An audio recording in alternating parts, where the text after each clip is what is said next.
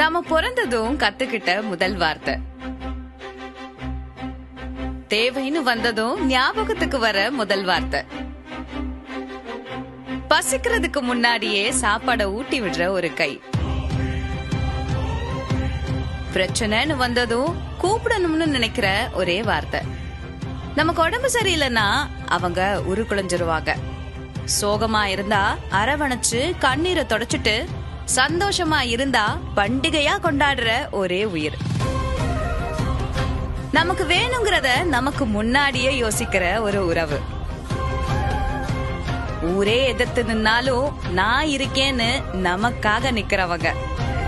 அம்மா, அம்மா நான் இருக்கேன்னு.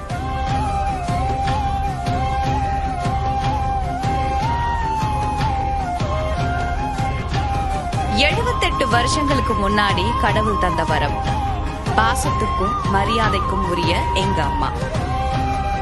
இன்றும் என்றும் எங்கள் அம்மா.